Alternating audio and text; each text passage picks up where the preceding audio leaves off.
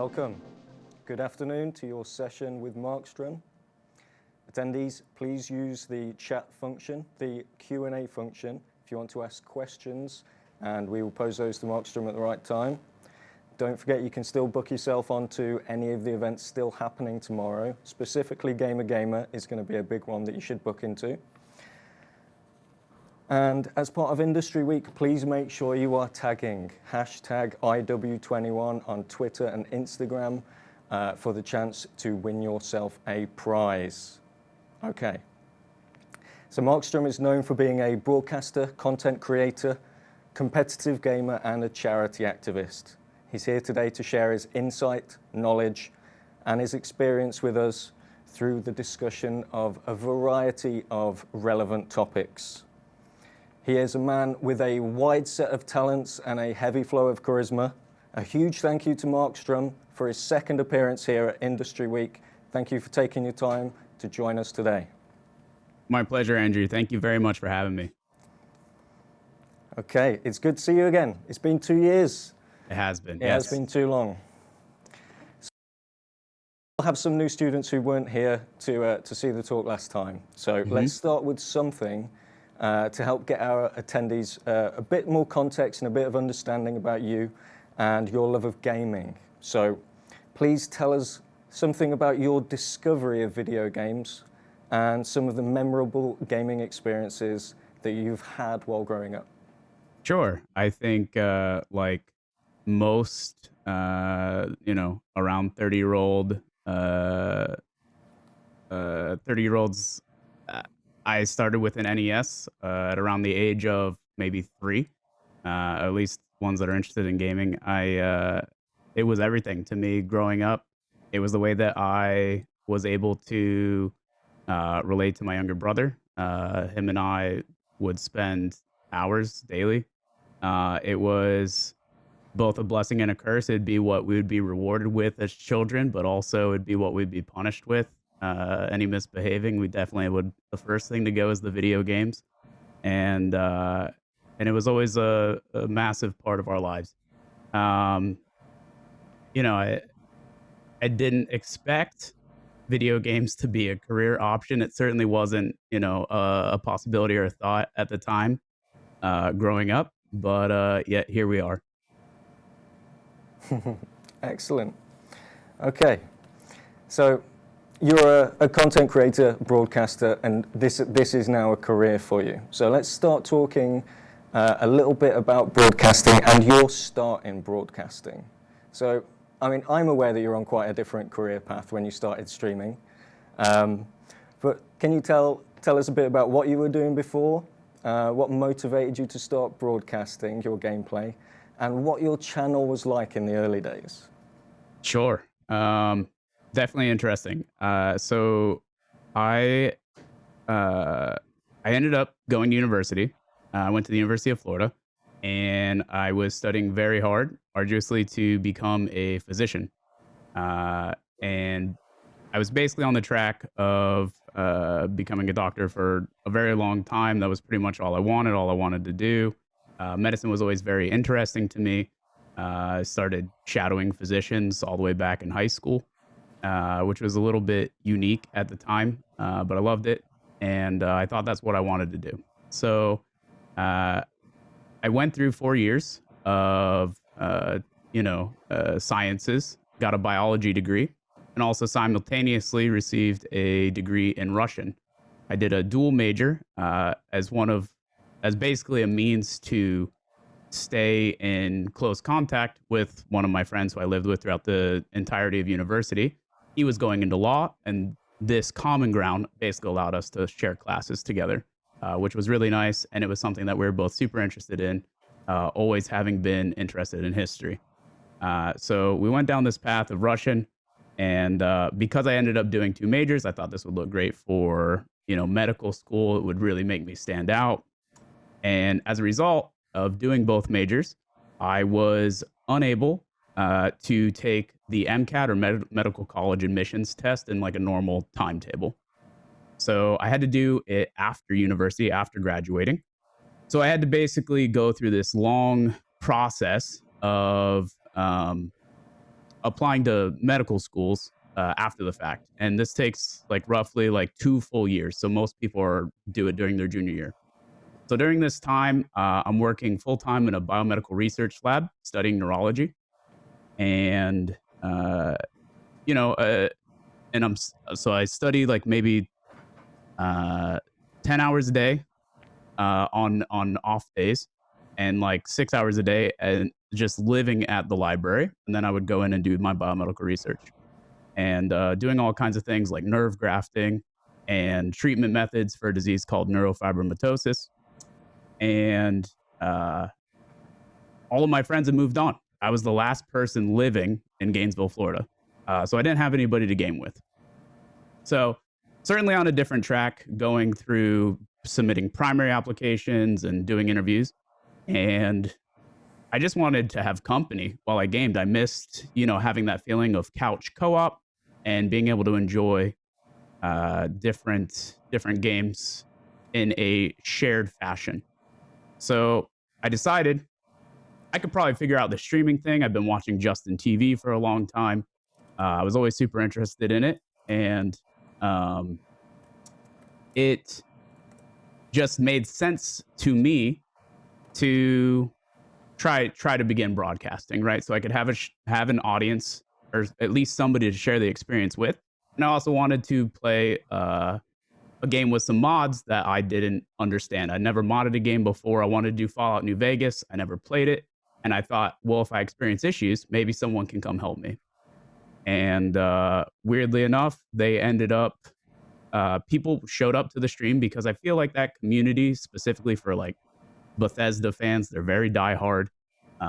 They want to help out. And so they were willing to jump in, walk me through the modding, and then they watched the entirety of my playthrough over the next like week. And I was just hooked. Like that was like hook, line, and sinker for me.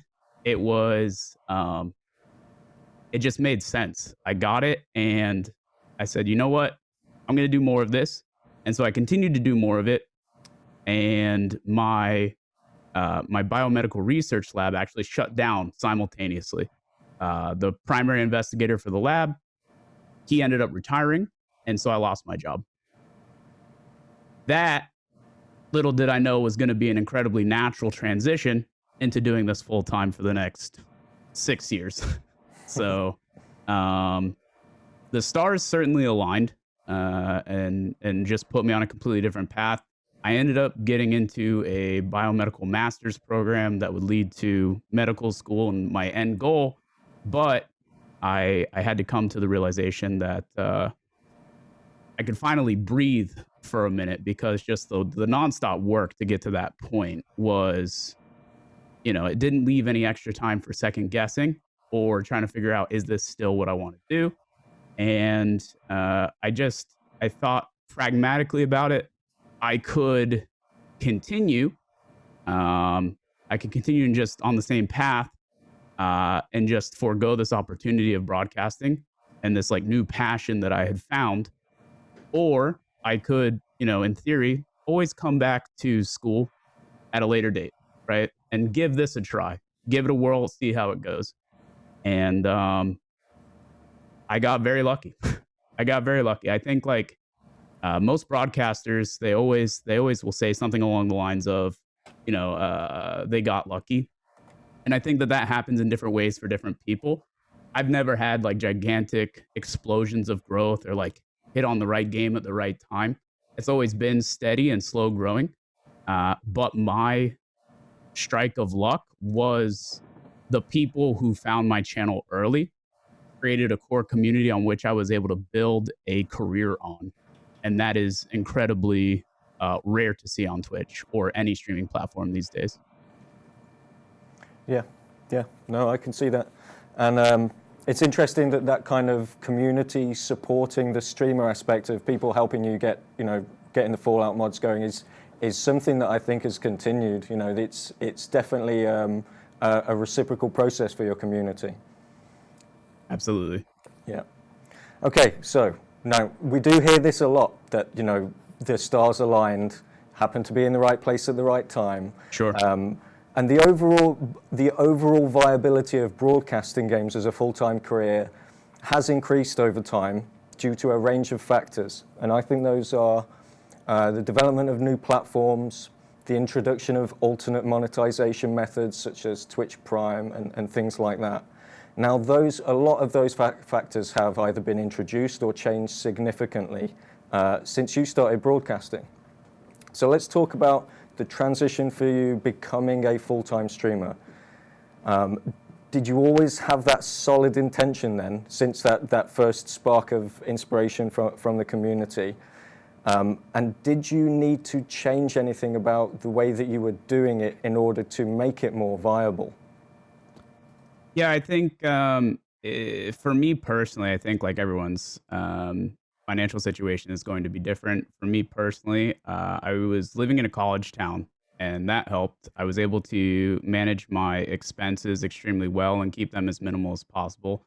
And I pretty much used anything beyond any means of living to upgrade or pour directly into the stream.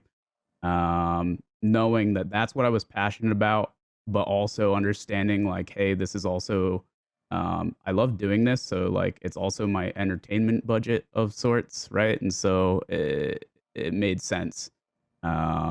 I wanted it to be as good as it could be.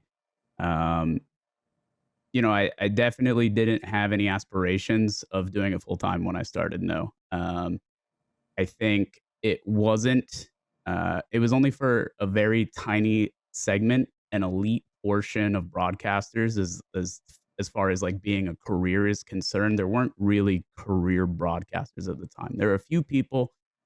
It seemed basically back then like there was a few young kids making a lot of money doing this, and then there was everyone else.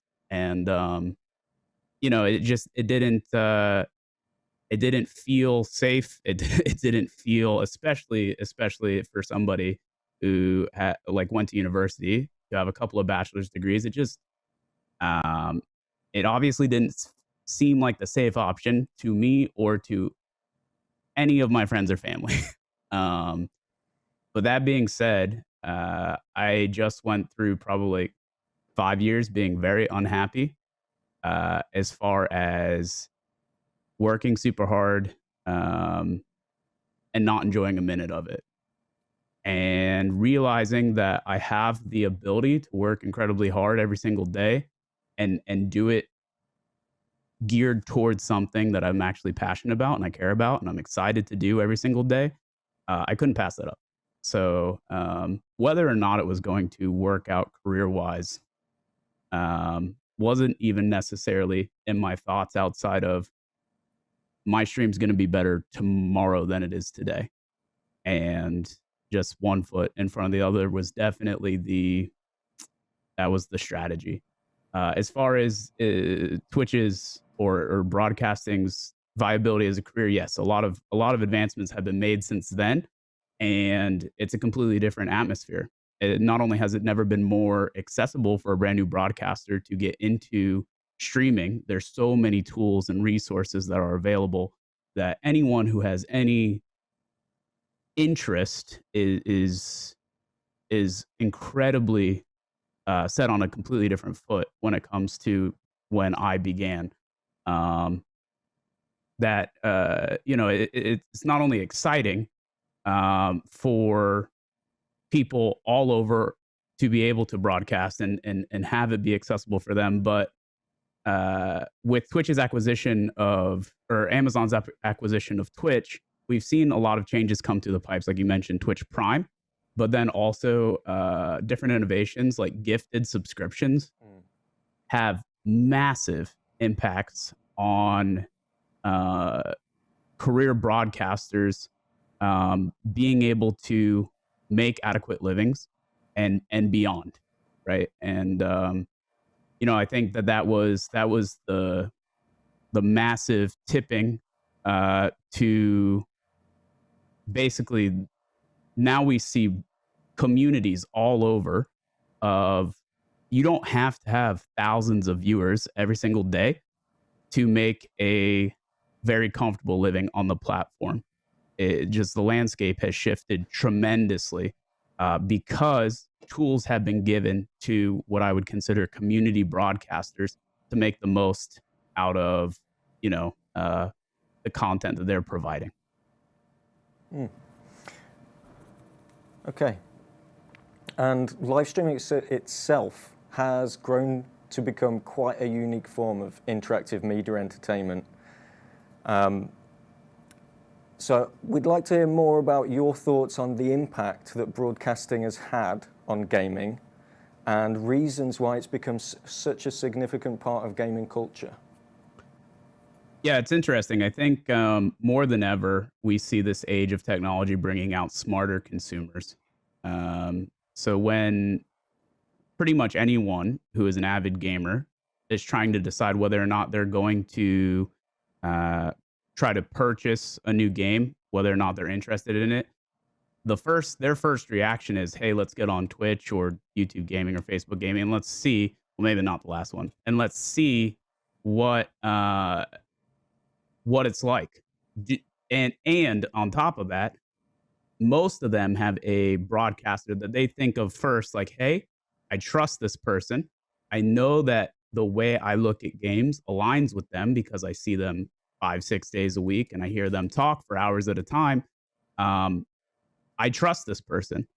And so it's Twitch is interesting in that way because it creates these interesting, and I would say for most Twitch channels, they are one-way relationships where viewers feel very, very, very close to the broadcaster.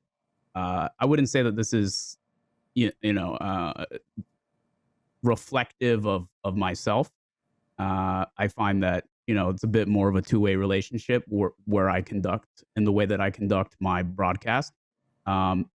But I think that this one-way relationship kind of acts differently in terms of marketing and advertising for games because it's different than an influencer or, like LeBron James or like an athlete or a musician or, anyone like that who is showing you a product, right? They 100%, no one's going to look, very few people, I will say, look at a product like LeBron James pushing Sprite and thinks, I'm going to go get a Sprite because LeBron drinks Sprite.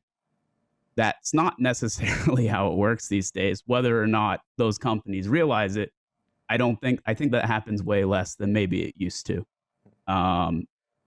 Because of this unique one-sided relationship and just the amount of interaction that a viewer has with a broadcaster, they trust it so much infinitely more, whether it is a product or a game. And I think it definitely applies to the games. So, it makes a huge difference. It makes an absolutely huge difference.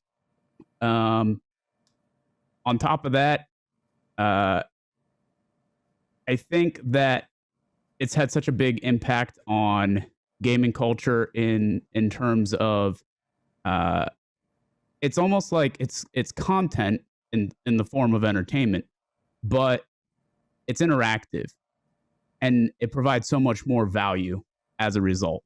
So it's the same thing as someone consuming a TV show or listening to a vlog, but instead people are able to type into a chat, have that person who's conducting the broadcast read it and respond all on the fly. And I think that provides so much more value that people are more interested in consuming that kind or form of entertainment more often than not than the previous ones I just listed. You know what I mean? Mm-hmm. So, and then on top of that, it's the social aspect of it too. It's an incredibly unique environment where people from all over with all different kinds of backgrounds, different socioeconomics, everything are not only are they coming together around a singular idea or enjoyment of gaming, but they get to share their thoughts and feelings on whatever topic that those people are discussing that day. And that's such a unique form of interaction that people typically don't get. And it kind of makes the world so incredibly small in the best way possible, which is probably one of my favorite aspects of broadcasting. So, yeah, and you're absolutely right. And that's probably one of the reasons why we've seen such a huge growth in channel numbers, viewer numbers, and viewing hours over the last 12 months. You know, to go some way to repairing some of that, some of the detriment caused by the levels of isolation all around the world at the moment. Absolutely. Now, talking about the platforms themselves, so Twitch remains the dominant platform for gaming broadcast, despite the introduction of alternate competing platforms. And you know, these aren't just small startups. You know, even with a huge level of investment, marketing, infrastructure, you know, the alternate platforms haven't been able really to challenge Twitch effectively, and some, in the case of Mixer, have even folded. So what do you think are the reasons why Twitch has maintained its position? What does Twitch need to do to hold on to that? And what would a rival platform need in order to actually challenge that position? Yeah, I think as far as it's concerned, I think it's a typical case of either you're first or you're good.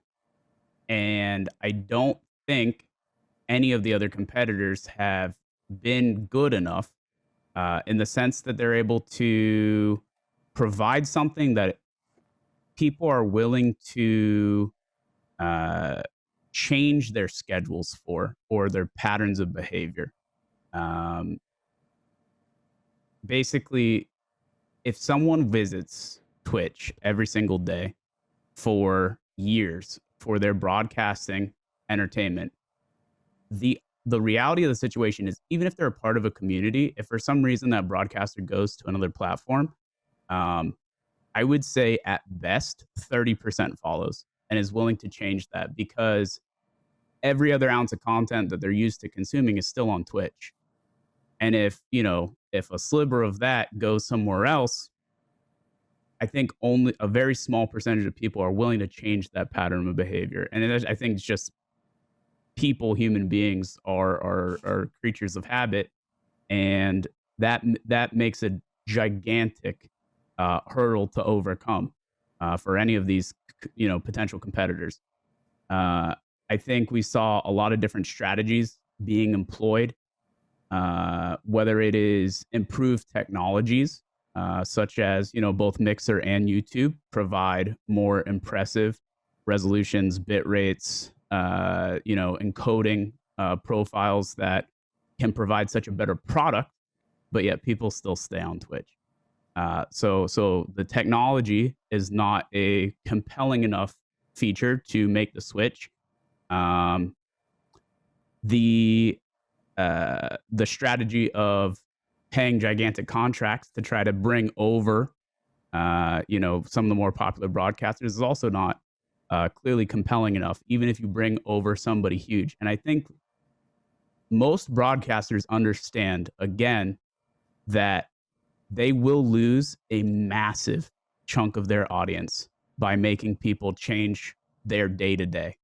They have worked so hard to become a part of somebody's schedule that the last thing that they want to do is have that breakdown, is to crumble that foundation that they built over however many years, and that's a really scary thing. So the only thing that would make a massive difference is, you know, a collaborative exodus of sorts for one reason or another. Clearly, we haven't seen a reason for that to take place yet. I think YouTube has an interesting dynamic to it in that obviously the prominent video platform on the internet, um, where most Twitch broadcasters utilize and place their curated content or edited content. And they have an interesting dynamic where when a broadcast ends, basically that stream is archived instantly as a live streamed YouTube video, and of which they can get views on with normal advertiser, you know, CPM, et cetera, which is massive. It makes a huge difference in their, you know, not only in their income, but also in their reach. And also people who watch their YouTube don't have to leave that platform to watch the live stream and vice versa, which again is definitely compelling. That being said, again, it's clearly not enough. So what is going to make that change? I don't personally know. It'll definitely be interesting moving forward, but I think Twitch has an incredibly firm grasp on the market right now, and I don't see that changing anytime soon. That may be one of the reasons why we haven't seen similar sort of technological advancements on that side. Absolutely, and unfortunately, as a broadcaster, I would love to see them feel a little feel the hot seat a little bit to make some core changes to the infrastructure of the platform, or to even introduce a truly competitive video platform as an extension of Twitch, right? Like almost a YouTube competitor of sorts. But I just don't see it. I think they're unwilling to invest that kind of resources into the platform. Also, mostly because the platform, even in its current state, isn't profitable for Amazon, which is why we see so many different forms of tinkering with adverts and the way that they're being distributed to broadcasts right now. There's as much pushback as the broadcasters give every single time that they want to introduce a new form of pre-roll, mid-roll, etc. They just keep doing it because their bottom line is their bottom line, and they're a massive corporation at the end of the day, and they would like to make money eventually on Twitch. Yeah. So, okay. Now, before we do move on to a little bit of discussion about Escape from Tarkov and some early access games, I've got one final question or topic around live streaming. So we have got quite a large number of broadcasters within our various student cohorts. Each of them has different personalities, gaming interests, and reasons for broadcasting, but I can guarantee that all of them will want some form of direct advice right now about how they can grow their channel and how they can become a better broadcaster. So what sort of universally applicable advice could you offer to help them raise their game? Sure. Naturally, as you could imagine, I probably answer this question every day on stream. Somebody comes in and asks. So my typical advice is it's always been around the same. There is a interesting phenomenon where people believe that working to get the most eyes on your channel is the most important thing possible.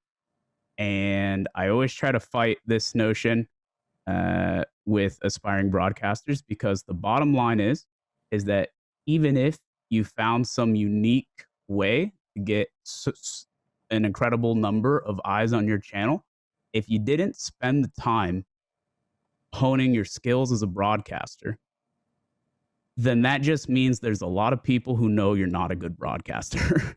And I think that it's incredibly important to focus on your own skills, focus on your own content. Don't be looking for ways to advertise it here, advertise it there, or to get shout outs from this person, that person, collaborate with this person, that person. I think that that's the common misconception as to how to grow your stream. And ultimately, the bottom line, again, is you have to have a good stream to begin with for any of that to matter. So I think honing your skills as a broadcaster, being able to play whatever game you're playing at a high level, while being able to interact with chat and read every single message and respond to every message in a smooth flowing way, always having something interesting to talk about, finding unique ways to play the game that other people aren't doing, or provide content in a way that is, that makes sense with your personal skill set. Those are the things that you need to focus on the most and are going to make a difference, because when somebody comes through your channel to see what you're doing or how you're doing it, they're going to be impressed and they're going to stick around. So the name of the game really is retention over anything. and that's how you build a community. I also always recommend that an aspiring broadcaster, they make the content about them. Typically, what you'll see is a lot of broadcasters will make the content specifically surround the game that they're playing, thinking that all that matters is playing that game at the highest level possible. What ends up happening is games are not forever. Game popularity, the longest I've seen some games, there are obviously rare exceptions, so like World of Warcraft with 20 expansions at this point, or something along those lines. What ends up happening is that game's popularity decreases, and you are at the mercy of what transpires there. Whether it's poor decision making from developers, or just simply there are newer, better, later, greater ideas and games that people are more interested in, or a new version of the game comes out and you're just kind of left behind. You have to be able to transition over the years and across multiple games if you have any interest in making this a career. So when you make the content about you and you switch games, it's still you. And that is just so incredibly valuable. So I find that people who focus on their community first and make the content about them and their personality always have the most success, not only switching games in the long term and being able to do this in the long term, but maintaining a healthy balance of varied content, which also goes an incredibly long way in avoiding any kind of burnout playing a single game every single day for so many hours a day. If you can still make the content fun and enjoyable and have it be about you, you're going to have a lot of success. And then the final thing that I would recommend is to be able to create your content everywhere. If you think that you're going to organically grow by only creating content on Twitch in 2021, I have very bad news for you. Very bad news. It's not going to happen. The website is, or any popular streaming website, does not. It's created in a way where the rich will always get richer. The top views are at the top, the bottom views are at the bottom, and nobody's scrolling to the bottom. So you have to figure out a way to drive traffic through other avenues, but have that means of driving traffic be about the quality of the content that you're creating. So whether that means creating YouTube videos or social media clips, I think, I used to recommend almost exclusively make YouTube daily YouTube videos for whatever the game is, especially if you can make it, a learning experience for the viewer, right? If you can, some sort of tutorial type video for the game that you've invested a lot of time in, you have knowledge on, and you present it in a really nice way, that drives traffic. Attention spans are getting shorter. I will say that. And I think social media, maybe more so, is the play now. If you can provide fun, enjoyable content in 20 to 60-second clip format and be able to post it on Twitter and TikTok and Instagram and all of that now, that's a great way to drive organic views to your channel. But the bottom line, you have to do it all. You just have to do it all, because it's an incredibly competitive environment right now, and it's only going to get worse. So you really have to be willing to put every ounce of effort into it that you can, and enjoy doing it. You have to enjoy that process. You can't dread that process, because if you dread that process, unfortunately, you're not going to do it long enough to enjoy the joys of having a community that shows up every single day. So excellent advice. Thank you very much. Okay, so we're going to move on, talk about Escape from Tarkov and some early access stuff. I'm going to assume that most people in the room know what Tarkov is, but for the benefit of those that don't, I've written a little bit of a brief summary. Escape from Tarkov is a hardcore first-person shooter with both military simulation and some role-playing elements. It is known for being a brutal and unforgiving experience with an incredibly steep learning curve. One of the most challenging aspects of the game is the risk and reward nature of the raid mechanic itself. For the benefit of everybody, what you need to do to survive each game, you have to reach a designated exit location within a time limit, or you lose your entire loadout and anything that you picked up in the game. So it's been in development it's been in early access development for over 5 years now, and has recently gained some wider popularity, partly in thanks due to Twitch Drops events, but also because the game itself has changed. It has become slightly more accessible despite a steady focus on making gameplay elements more challenging. So please, could you start with some context about the unique appeal that Tarkov has had for you, and tell us how you feel that the game has changed in the last 2 years, and what you're looking forward to in terms of future development? Sure, absolutely. I think the biggest appeal of Escape from Tarkov is, again, the raid mechanic that you mentioned, having that risk reward factor of either you are able to survive the raid with everything that you chose to bring in, or your player gets killed and you lose everything on them. That creates a gigantic rush and it makes everything feel very intense. Typically, I get a lot of questions on the daily about, how do I stay calm in these situations? And really, the only answer is put yourself in them as often as possible. I come from a game. My first main game was DayZ standalone, and it had this exact risk reward scenario, but on even a much bigger scale. So like you would be able to invest 3, 6, 8 hours into building up this character, and you don't check one corner of one building one time, and you get shot down by a player and you lose everything, and you start right back on the coast with no gear, completely naked, step one. And that was the gameplay cycle. But people loved it because there was no better feeling than getting into one of those super adrenaline, heart pumping situations and coming out on top. And that's what everyone still plays it for. That's why people watched it. And just as a thankful aside, it also had a lot of downtime because you could go hours without seeing someone, and that's where I developed my skills to be able to talk to people because there wasn't anything else going on. So people play Tarkov in the very similar fashion. The survival shooter genre always has this sort of risk reward. What is interesting about Tarkov is every single raid is essentially gambling, and you are deciding what you want to put on the line.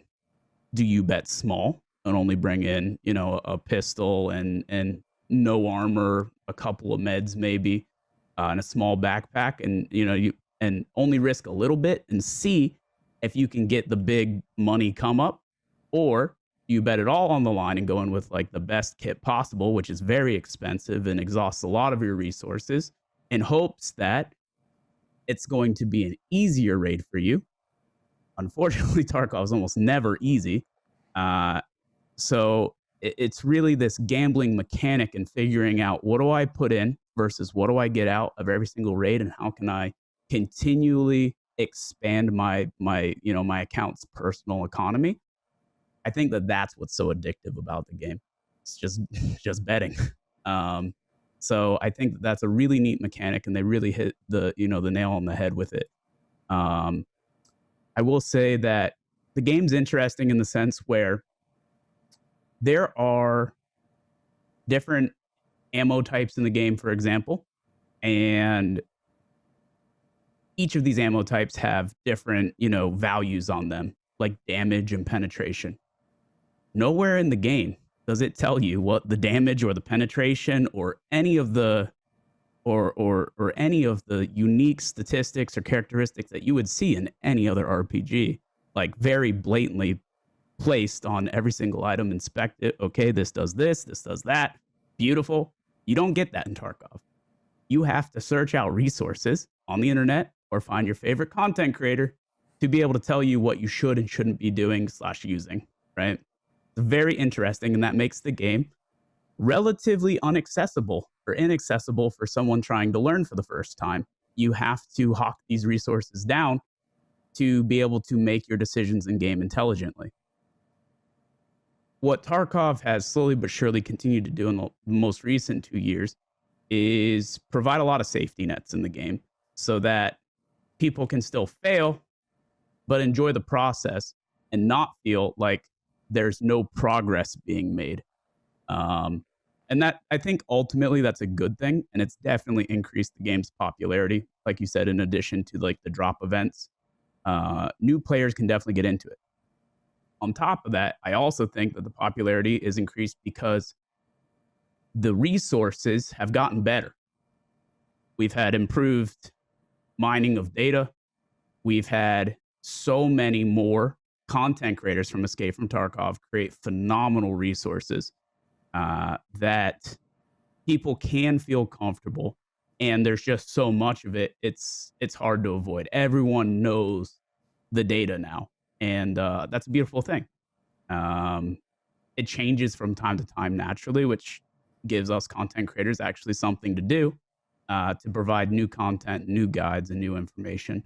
And it's its own very unique symbiotic, microcosm. So it's pretty neat. So I enjoy the process of a game in development very much for those reasons.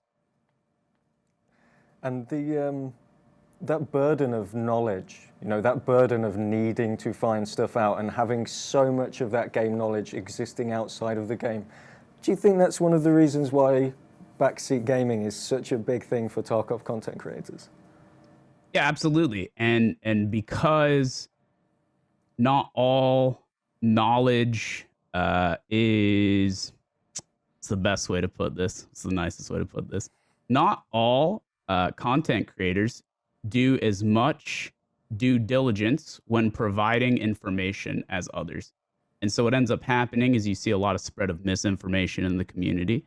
And then you have, well, my favorite content creator said this about this, and you're going to tell me that this is actually not true. I don't believe you. I'm going to argue with you in chat as a result. So people have a lot of counter opinions to each other. And so you see this creates a lot of great discussion for the sake of everyone improving their game. But also you can see some hostile environments, interestingly enough, in some chats if the broadcaster doesn't have a rein on that kind of situation. But yeah, it's unique. It's relentless, yeah. Okay, so now the raid mechanic itself is not totally unique, as we've mentioned. There are other games that have had similar elements. Hunt Showdown has got a very similar fundamental gameplay cycle. And there are other games in development which have taken direct inspiration from Tarkov. I think you've played Marauder, maybe perhaps once or twice, or you may not. Do you think that the raid mechanic itself is something that could become a more widely adopted feature if it was perhaps popularized by a game with a more mainstream level of appeal? Yeah, absolutely. I have not played Marauder, though I have played a lot of Hunt Showdown. And I think that the similarities there are very in your face. I think instance-based is the best thing that Tarkov could have done, and it was almost done unintentionally. It was only out of a necessity, is born out of necessity because their ultimate end goal is an open world environment where every map connects to each other and you just travel seamlessly from map to map to map to map. And if you want to visit a trader, which currently exists in in-game menus, you'd have to go to that location with the items to sell the item, to leave,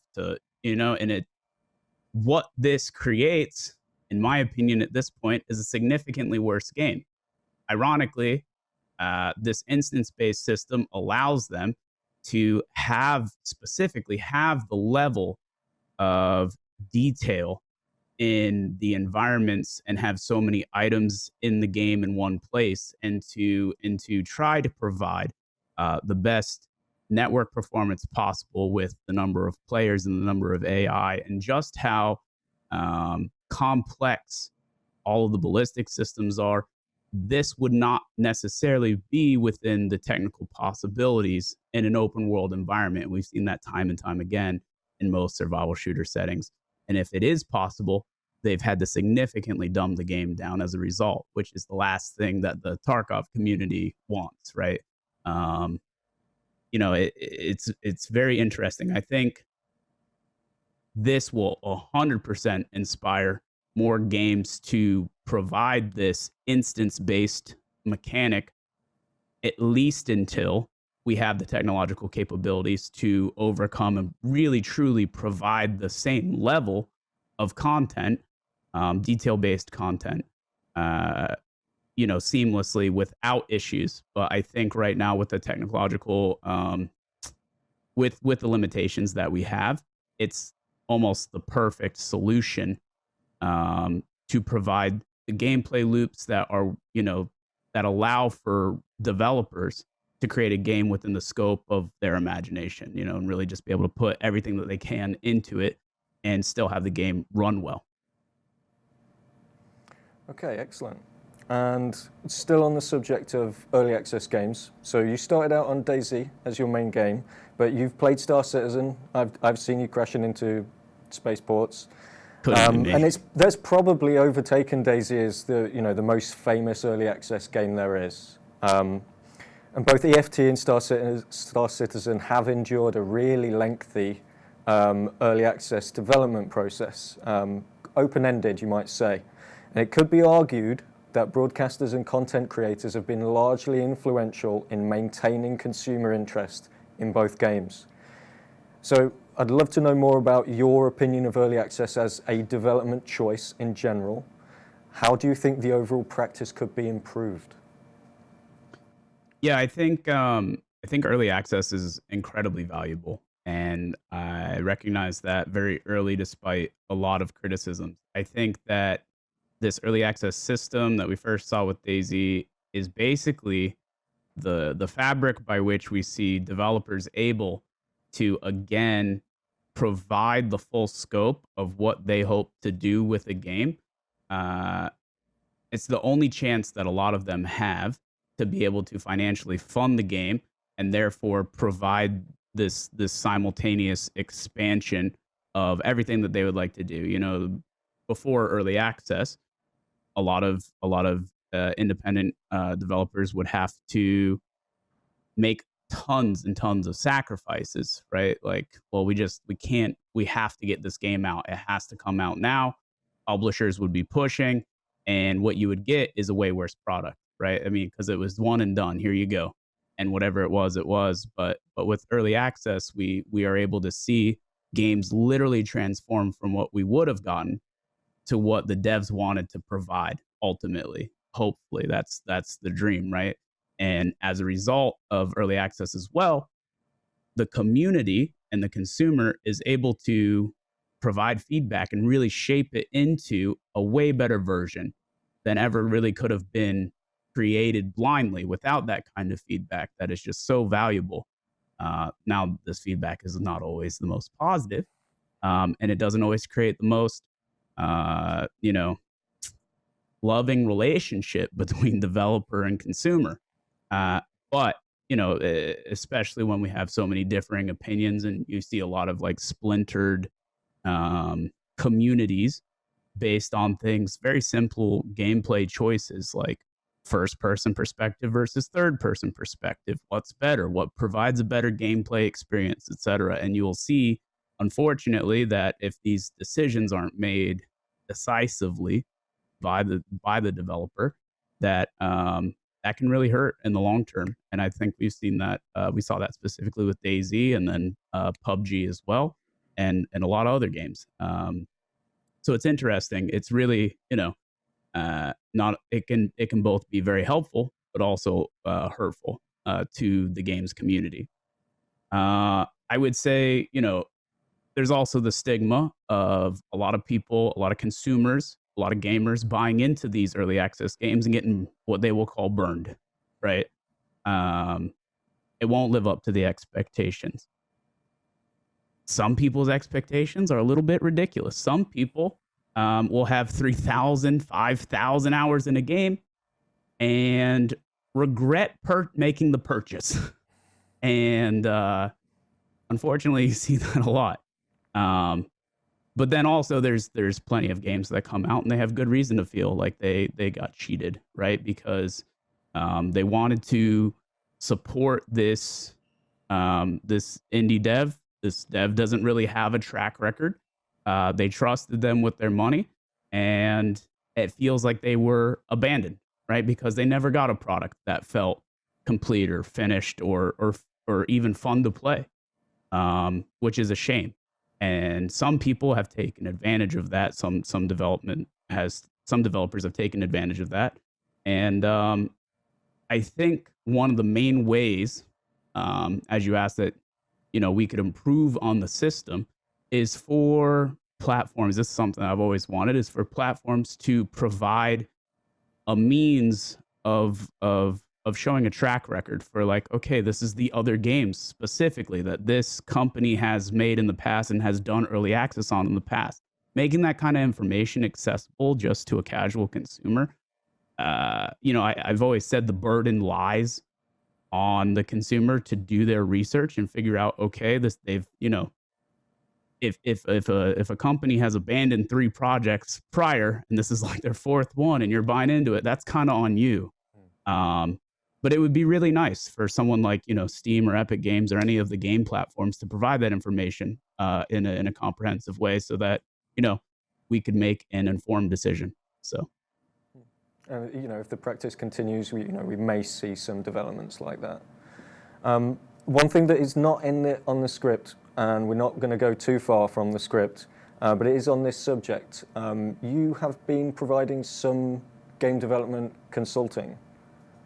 I'm not going to obviously ask you for any non-disclosure related details, but could you tell us a bit about the kind of service that you offer there? yeah, absolutely. I'm always, as a avid gamer, I just want the best version of the game possible, always. Obviously, that doubly benefits me if I am able to broadcast it for a living, and it triply benefits me if I can enjoy that process. So by the game just literally being better because it has mechanics that I personally want in it for obviously selfish reasons sometimes. But it is always in the interest of, I want this game to be the best version that it can. So especially for the survival shooter, for that community, I've worked with a lot of developers and just tried to give them the feedback. I think it's really valuable when you have someone who can take in all of the feedback that I receive on the daily in chat from just hundreds of people every single day giving their thoughts and feelings, and then being able to process that in a way that a developer can use to provide, real core changes that will have a tangible impact on the enjoyability from the player base. That's huge. And so I take pride in being able to do that, but also I take it very seriously, and I want to be able to be that medium between the people that are playing it and the devs, and trying to understand as much of the back end too that I can to, put it in a way that is maybe more digestible for them. And I think that is, I'm in a unique position. So it's important for me to be able to fill that role. Yeah, it's an excellent service, and I'm sure that we're all looking forward to finding out some of the projects that you've been helping out on. So, over the years, you've broadcast gameplay from a really wide variety of games. This has included a number of competitive titles, and you've always had that competitive facet towards your gaming. So please, can you talk to us a bit about some of your past experiences with esports and competitive gaming?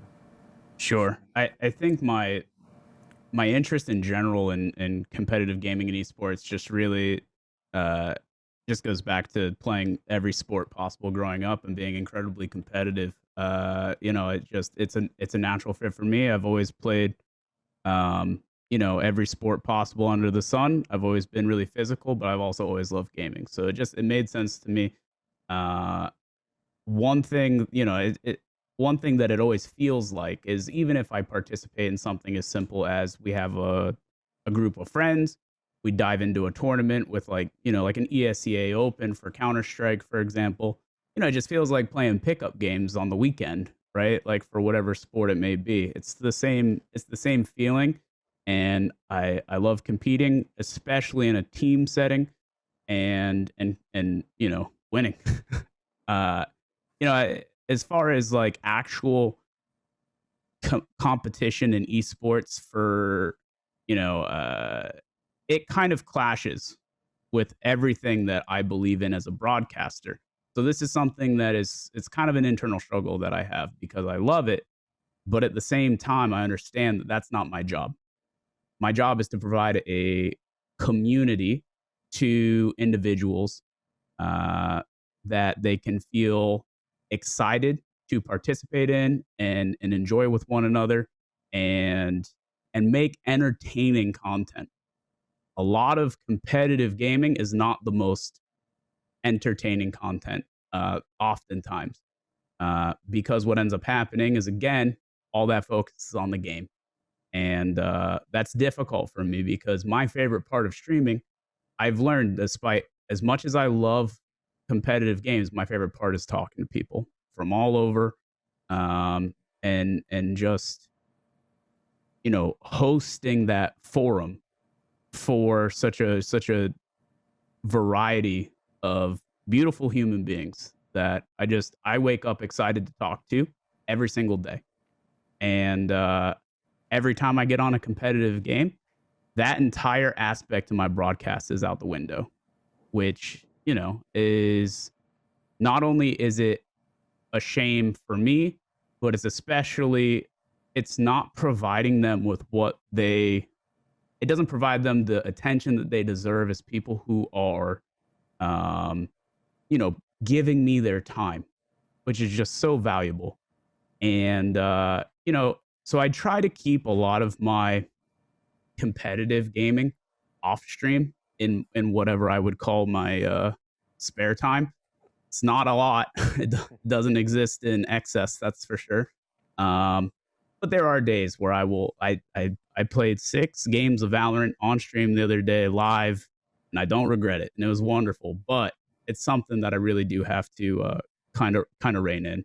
Other than that, I've played in some streamer tournaments like Twitch Rivals. Those are a good time. But again, they also have this weird uh, dynamic of there's money on the line. And so what ends up happening is they will say, hey, Twitch streamer, we want you to participate. Please pick up 2 teammates. Well, that Twitch streamer, if they want to make money, are going to pull in 2 professional teammates from whatever game that may be. And then it's this weird mix of like variety content creators that are just looking to have a good time and people who are pros for the game looking to make a paycheck. And it's a strange thing. So I've kind of pulled back from that as well in recent years until they make that distinction and kind of separate the two. Would be nice, but we will see. Um, but yeah, so I just think because of the community aspect, I just have to keep it all in check. But I do love it, and I do consume every single esport under the sun uh, as often as possible. Like if there's a tournament, I'm often, arranging my day around it or being able to like watch it on a side monitor. So Excellent. yeah.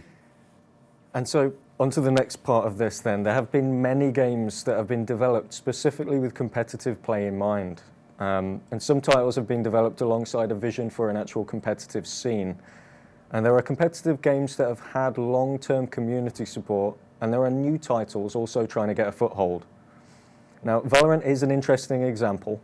It blends familiar gameplay elements from Counter-Strike with a character-based ability system. So what do you think of the current landscape of competitive games themselves and innovations like Valorant? And what would you like to see in the future of competitive gaming?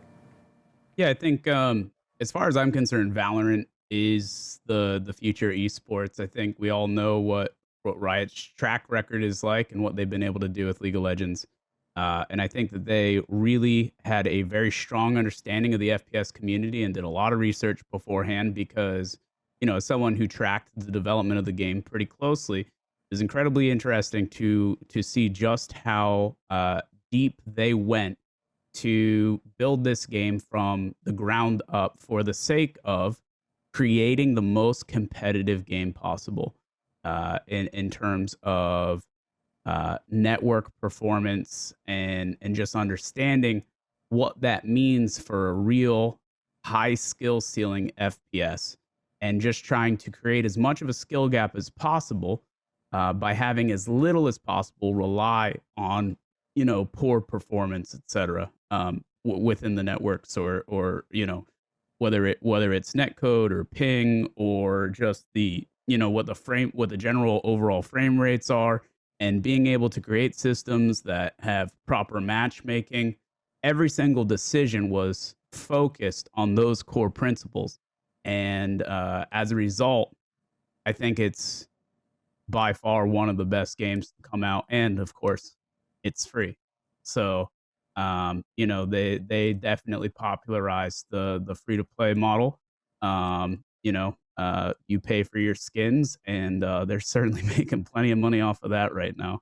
Um, it's interesting. The game's incredibly accessible, and I think another massive thing that it has going for it is games like Counter-Strike or games like Valorant.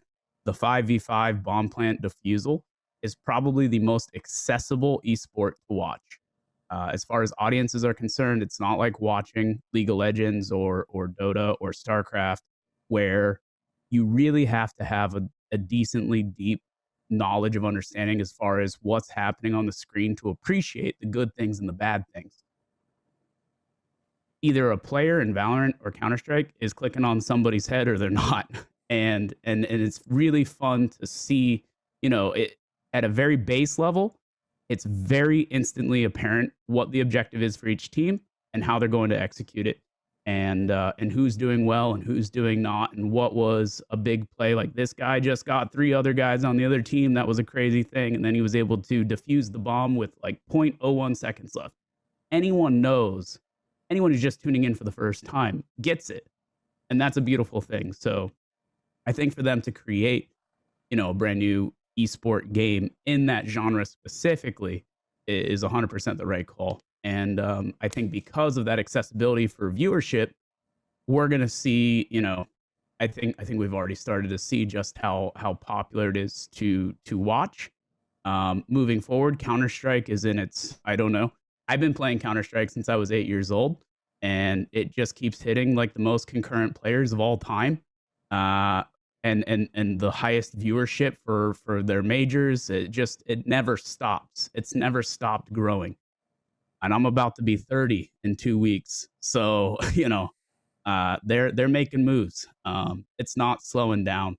No matter how many times people write, CS is a dead game. So, it's a beautiful thing, and I'm excited for the future of esports. And I think I think that people will see what Riot has done for the creation of this and how popular it's going to continue to be, and try to mirror that. And that's exciting. I'm very excited for the future esports. So excellent, and excitement that we also share greatly. So before we go on to some questions from our attendees then, a little bit of information about your charity work. You've been involved with events for Gamers Outreach Foundation for some time. I understand that you've got a short video for us that shows some of the things that you've achieved and the events that you've been involved in. Sure, absolutely. Yeah, just before I play that, Gamers Outreach is just a Michigan-based charity organization that brings gaming units to sick kids and allows them to take their minds off of things. But this video basically, it sums it up much better than I ever could. So let me pull this up for you real quick here, and enjoy.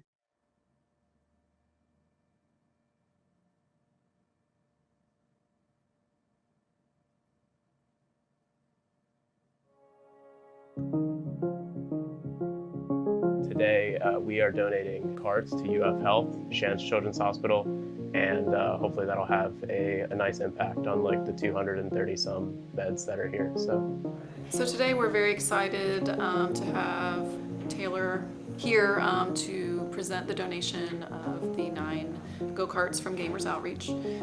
This is something that we have not been able to purchase from our hospital, and so the donation is extremely important to our patients and families. They get rotated around through the kids' rooms, and it's something that provides an opportunity for them to express themselves and play and have something more normal in the hospital and make the hospital less scary.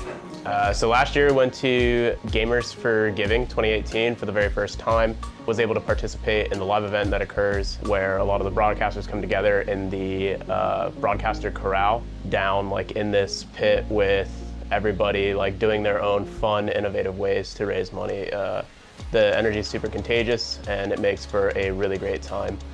We ended up raising $43,700 over the course of 2 days.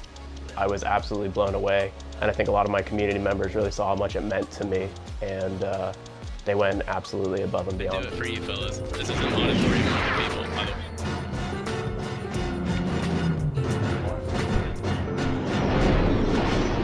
So before being a full-time streamer, I went to the University of Florida and I acquired a bachelor's degree in biology and a bachelor's degree in Russian.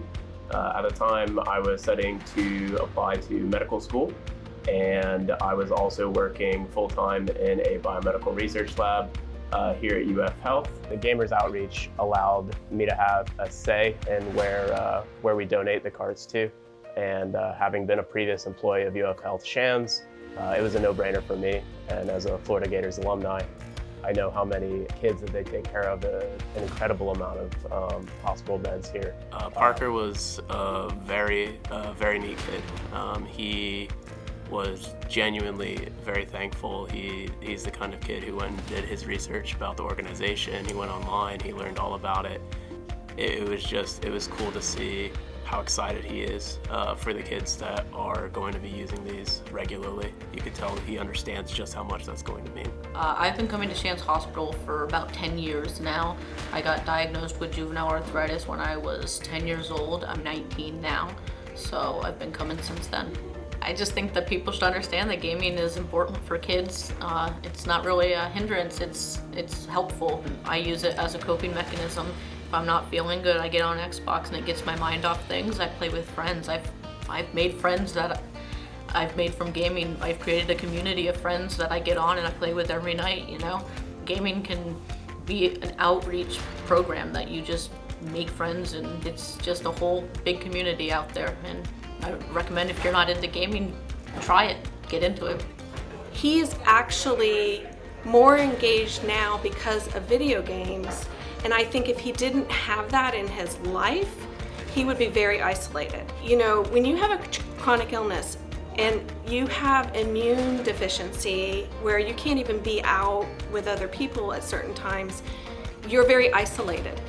When you get on gaming, you all of a sudden can talk to all these people, and I'll listen to him sometimes. They're not even talking about the game they're playing. They're talking about life. They're talking about experiences. They're asking him, how are you feeling? Oh my gosh, what's that treatment? Or how was this surgery? Are you up on your feet yet? It's almost like they're his cheerleaders. Noah and I played a little bit of Rocket League. He is a massive Fortnite fan, but he was saying that he's played a little bit of Rocket League before, and him and I just kind of walked through some of the buttons, and before I knew it, he was beating me. He really made it a super fun experience. He threw in a little trash talk in there, and we played for a trophy, which was a lot of fun. We're going to overtime. I'm not gonna let you. I'm not gonna let you. It was nice to see him kind of come to life when he started to play games and really started to get comfortable. And I think that just speaks volumes about the nature of gaming and how it can really help bring people out of their shells and connect with one another, you know, with a common ground. when they engage in gaming, many times they forget about what's happening in that hospital room. So many times they can use it to distract from a painful procedure. Many times they use it to make the day go by faster, particularly if they're a child or a teen or young adult that's been admitted for a long-term hospitalization. And it also is just a great opportunity for them to feel like they have something from home in their room. I would say that ultimately we're just really excited for this upcoming year. It's talked about constantly. It is become a defining characteristic of our community at this point, to where we really want to make a resounding splash for events or causes that we care about, namely Gamers Outreach. So we're all really looking forward to Gamers for Giving 2019, and I'm excited to see what we can do.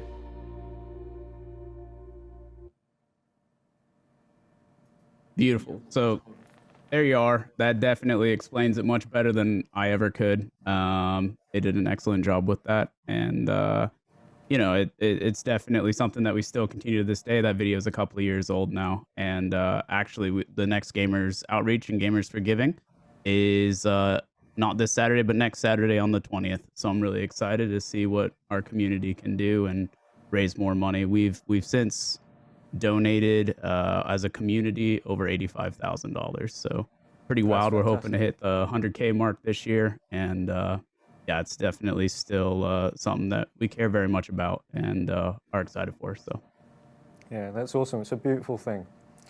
Okay, so we've got some questions from our panelists. Great. So I need to read from my questions. With recent legislation around Twitch and other streaming services being tightened by federal governments, do you think that the beginning of small streamers, do you think that small streamers struggle to gain attention and support with their channels because of how intense the rules have become around copyright and perhaps topics that can be discussed?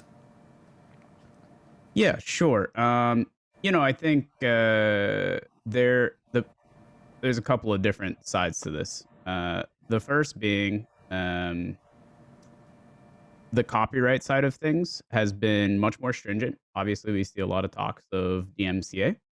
And basically what this means is people will have to continue to focus only on their own content and what they can produce as a person. And that's something that you will never have issues with copyright for, because it's your content. So honestly, I think it just sets people on the straight and narrow to focus on what actually matters. So I don't think it necessarily impacts anyone's ability to grow. As much as I would like to listen to any music I would like on stream, it's definitely not the cornerstone of what I have going on as far as my content. And if it is, then I have, bigger fish to fry. So, I think as far as the word banning and stuff like that, I definitely think that some of it has been a bit too heavy-handed. I think ultimately there's communities out there that are incredibly varied, and people are going to pick and choose who to support and who not to support appropriately. I understand that ultimately it's an organization and it's a service that they provide, and they want, everyone to be a role model. But unfortunately, that's never going to be the case. And I think that if there's corners of Twitch or any broadcasting service that offend somebody for one reason or another, I can guarantee you that they will be finding a different corner of the platform to enjoy that is made for them, because there's just so many broadcasters and communities with all sorts of thoughts and feelings that there's a home for everyone. I think that's a beautiful thing, regardless of the content that you're looking for. So no, I don't think it inhibits growth or anything like that, and I don't necessarily think it's something to worry about. I think with the backlash that Twitch receives for the most recent, with some of their most recent word bans, I think they've learned a decent lesson, at least from a very outspoken community. So, a very outspoken community indeed. Okay, so a question here around a little bit more streaming and broadcasting advice. Sure. What sort of guidance do you have to help people who struggle to maintain a constant flow of communication when they're broadcasting, when there perhaps isn't so much coming the other way? Yeah, absolutely. I think this is by far one of the biggest hurdles that most broadcasters have. It was certainly one of mine. And again, in a game like DayZ Standalone, where there's so much downtime, it's a difficult thing. I'm thankful that the game existed in that regard because it allowed me to learn how to overcome this very early. Um, Basically, the reason that this is important, first and foremost, is because you do not know when someone is watching to an extent. Like, you can watch your viewer count. Um, a lot of broadcasters will actually tell you not to look at your viewer count because most people they struggle with letting it affect their mood and the content that they produce, and they're more worried about that than anything else. And I think if you're that kind of person, then definitely hide it. Me personally, I've always had it on and open because I learned from it. I let it teach me when I have dips in viewership, what I'm doing when it dips. And that has allowed me to continue to avoid those moments and focus on, providing the content where viewership continues to increase. But you have to know yourself as a broadcaster. That being said, what ends up happening is when someone tunes into a stream with one viewer, two viewers, it will not update fast enough during the at maximum 20 to 30 seconds that someone's willing to watch your stream for before they decide if they're going to continue to watch it or if they're going to click out. And I'm being very generous with that estimation, I think. And if you don't talk for that 20 to 30 seconds, even if there's no one there and there's no one to talk to, a person is going to leave. You have to be able to provide them something to engage with. You have to hook them with something that they could respond to in the chat. So one of the most basic strategies for me to always be talking is to have a flow of consciousness, right? It's very important to discuss what you're doing and why you're doing it. Regardless of the game, I think that applies. So, for example, in DayZ Standalone, it's, hey, I'm going to go, I think I'm going to head over this way. We're going to go loot the church, see if I can find, some food. I see my food is getting low right now. I also need something to defend myself. I currently have like this pistol. It needs this ammo. So I'm on the search for that. I need to take this pathing because I know that there's zombie spawns here. And so you're kind of teaching at the same time. You're telling them what you're doing, why you're doing it. And that kind of explanation allows people to be like, yo, I love that pistol. That's great. Or I used it the other day and I couldn't find the ammunition for it anywhere. Do you know where it spawns? So like you've given them something to be able to engage with you. And if you're not doing that regularly, you're going to have a very hard time. So. Excellent. Thank you for that. Okay. Now, before we draw a close to the session for our attendees, one more thing. We have covered some really solid advice from you for broadcasters growing their channel, becoming a better broadcaster. I think it would be really nice if we could finish on you providing perhaps something a little bit more motivational for the aspiring broadcasters out there. One thing to help drive them and keep them going. Sure. I think the thing that's going to drive you to be able to provide content every single day, regularly, again, is to figure out what you like. If you are not enjoying the process, then you won't continue to do it. So focus on having fun. Play the game that you enjoy.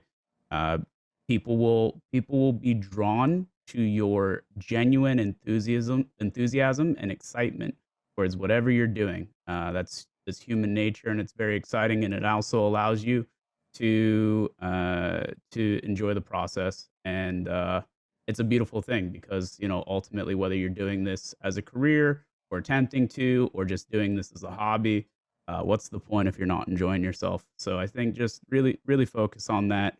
And you won't necessarily be led astray. If you find yourself kind of bashing your head against the wall, trying to figure this out or that out, look for an alternative path. Look for something that's better suits you or your skill set because it's out there. And all it takes is a little looking. So. Awesome. Excellent. Thank you so much for your time today. And thank you for your advice. And thank you for everybody joining us today for the wonderful insights. Please make sure you enjoy the rest of your industry week. Make sure you are booked up to Gamer, and make sure you are tagging everybody in your socials. #IW21.